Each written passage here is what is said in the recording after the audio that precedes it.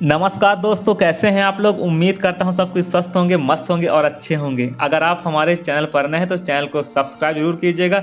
अगर आप हमारे टेलीग्राम चैनल को ज्वाइन करना चाहते हैं तो उसका लिंक डिस्क्रिप्शन में है। दोस्तों, आज हम बात करेंगे बायोडाइवर्सिटी क्या है। अगर हम देखें बायोडाइवर्सिटी हॉटस्पॉट यानी कि जैव विविध हॉटस्पॉट। एक जैव विविधता वाला हॉटस्पॉट ऐसा जैविक भौगोलिक क्षेत्र जिसे मनुष्यों से खतरा रहता है, यानी कि उसे इंसानों से खतरा रहता है। विश्व भर में ऐसे 36 जैव विविध हॉटस्पॉट हैं यानी बायोडाइवर्सिटी हॉटस्पॉट हैं। इन केंद्रों में विश्व के 60% पौधों, पक्षियों या स्तनपायी प्राणियों या फिर सरीसृपों और उभयचर प्रजातियों का संरक्षण किया जाता है। प्रत्येक हॉटस्पॉट आज संकट की स्थिति से गुजर रहा है और अपना 70% मूल प्राकृतिक वनस्पति को खो चुका है। अगर हम देखें, भारत में 4 बायोडाइवर्सिटी हैं, बायोडाइवर्सिटी 4 हैं हॉटस्पॉट हैं, जैसे हिमालयन क्षेत्र, इंडो बर्मन क्षेत्र, पश्चिमी घाट, फिर चौथा है आपका सुंडालैंड, अंडमान निकोबार द्वीप समूह। अगर हम देखें बायोडाइवर्सिटी तो इसमें मनुष्यों को उनसे खतरा रहता है। अगर हम देखें तो आप लोग इसे नोट कर सकते हैं। जैव विविधता तप्त स्थल या जैव विविधता उष्ण बायोडाइवर्सिटी हॉटस्पॉट एक ऐसा जैव भौगोलिक क्षेत्र, अगर हम पहले ही आप लोगों को बता चुके हैं, इन्हें मनुष्यों से खतरा रहता है, जहाँ पर्याप्त मात्रा में जैव विविधता पाया जाता है, जैव विविधता पाई जाती है। अगर हम देखें बायोडाइवर्सिटी हॉटस्पॉट, आप लोग इसे नोट करते जाइएगा।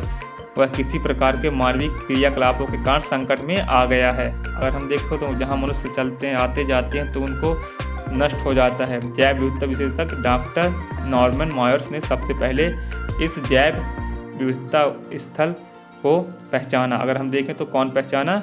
जैव विविधता विशेषज्ञ डॉक्टर नॉर्मन मॉयर्स ने सबसे पहले इस जैव विविधता स्थल को पहचाना और 1988 और 1990 में प्रकाशित अपने 2 लेखों में इन्हें प्रस्तुत किया। कौन किया?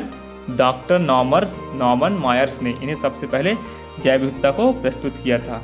आप लोग इसे नोट कर लिए होंगे, उम्मीद करता हूं, क्योंकि आपके एग्जाम के दृष्टिकोण से काफ़ी इंपॉर्टेंट है। और इन्वायरमेंट अगर हम देखें तो पर्यावरण, चाहे आपका यूजीसी नेट हो या फिर यूपीएससी जैसे बड़े एग्जाम हो या फिर एसएससी जैसे एग्जाम हो, सब में ये पूछा जाता है बायोडाइवर्सिटी हॉटस्पॉट क्या है। तो आप लोग जैसे हिमालय, अगर हम बात करें हिमालय की, तो हिमालय कुल मिलाकर यह हिमालय में उत्तर पूर्वी भारत, भूटान, नेपाल के मध्य तथा पूर्वी हिस्से सम्मिलित हैं। ये हिमालय पर्वत विश्व में सर्वाधिक ऊंचे हैं। आप सब जानते हैं माउंट एवरेस्ट एवं K2 सहित विश्व की सर्वाधिक ऊंची चोटियों की मेजबानी करते हैं। इसमें सिंधु तथा गंगा जैसी विश्व की प्रमुख नदियां भी सम्मिलित हैं। अगर हम देखें तो इसमें सिंधु तथा गंगा जैसी विश्व की कुछ प्रमुख नदियां भी सम्मिलित हैं। हिमालय लगभग 163 संकटग्रस्त प्रजातियों की मेजबानी करता है, जिनमें 1 सींग वाले गैंडे, जंगली एशियाई जल भैंस तथा 45 स्तनधारी, 50 पक्षी, 12 उभयचर, 17 सरीसृप और 3 अकशेरुकी एवं 36 पौधों की प्रजातियां सम्मिलित है। किसमें सम्मिलित है? हिमालय में। कुल मिलाकर हिमालय में उत्तर पूर्वी भारत, भूटान, नेपाल के मध्य तथा पूर्वी हिस्से सम्मिलित हैं, जहां पे बायोडाइवर्सिटी हॉटस्पॉट पाए जाते हैं। आप लोग इसे नोट कर लीजिएगा। फिर हम आगे बढ़ते हैं, पश्चिमी घाट की बात करेंगे। अगर हम देखें, ये पहाड़ियां प्रायद्वीप भारत के पश्चिमी किनारे पर पाई जाती है। ये पहाड़ियां प्रायद्वीप भारत के पश्चिमी किनारे पर पाई जाती है। चूंकि यह क्षेत्र पर्वतीय एवं महासागरीय है, इसलिए यहाँ अच्छी मात्रा में वर्षा होती है।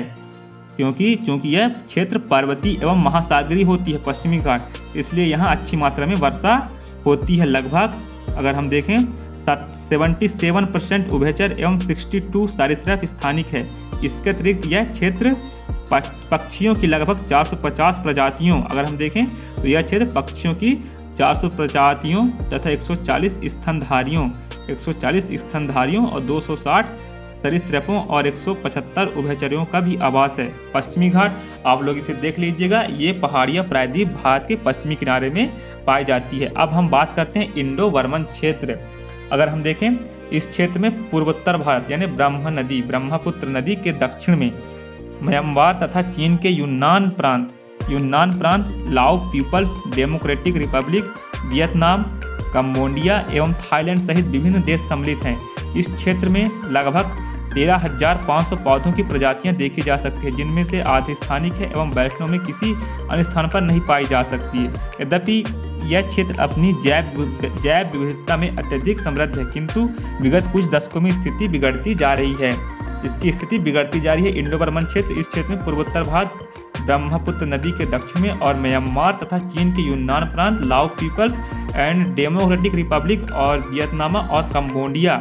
अगर हम देखें कंबोडिया सहित थाईलैंड सहित इसमें विभिन्न देश सम्मिलित हैं इंडो बर्मन क्षेत्र। अब हम बात करते हैं सुंडालैंड। सुंडालैंड आप लोग देख लीजिए, यह क्षेत्र दक्षिण पूर्वी एशिया में है। इसमें थाईलैंड, सिंगापुर, इंडोनेशिया, ब्रुनाई तथा मलेशिया सम्मिलित है। निकोबार क्षेत्र इस हॉटस्पॉट में भारत का प्रतिनिधित्व करता है। अगर हम देखें निकोबार क्षेत्र सुंडालैंड जो भारत में है, उसे निकोबार क्षेत्र इस हॉटस्पॉट में भारत का प्रतिनिधित्व करता है। यूनेस्को ने इस क्षेत्र को 2013 में विश्व बायोस्फीयर रिजर्व घोषित किया था। इन द्वीपों में मैंग्रोव, समुद्री घास के स्तर तथा प्रवाल भित्तियों सहित एक समृद्ध स्थलीय एवं साथ ही समुद्री पारिस्थितिकी तंत्र है। अगर हम देखें सुंडालैंड यह क्षेत्र दक्षिण पूर्वी एशिया में स्थित है। इसमें थाईलैंड, सिंगापुर, इंडोनेशिया, ब्रुनाई तथा मलेशिया सम्मिलित है। निकोबार क्षेत्र इस हॉटस्पॉट में भारत का प्रतिनिधित्व करता है। बायोडाइवर्सिटी कि हम देखें सुंडालैंड बहुत इंपॉर्टेंट है आपके एग्जाम के दृष्टिकोण से, तो आप लोग इसे नोट कर लिए होंगे, मैं उम्मीद करता हूँ। चलिए हम अच्छे से एक्सप्लेन कर लेते हैं। अगर हम देखें तो एक जैव विविधता वाला हॉटस्पॉट जिसे मनुष्यों से खतरा होता है। मनुष्यों का आवागमन, चलने फिरने, जो आप रासायनिक चीज़ें फेंकते हैं या फिर कुछ भी करते हैं तो उन्हें मनुष्यों से खतरा रहता है और ये जल्दी नष्ट हो जाती हैं। तो इसलिए इनको इनकी रक्षा की आवश्यकता है।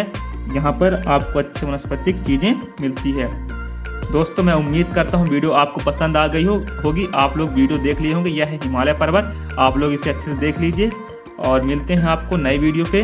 अगर आप हमारे चैनल पर नए हैं तो चैनल को सब्सक्राइब जरूर कीजिएगा और हाँ, आप लोग टेलीग्राम चैनल को भी ज्वाइन कर लीजिएगा। धन्यवाद दोस्तों, जय हिंद, टेक केयर।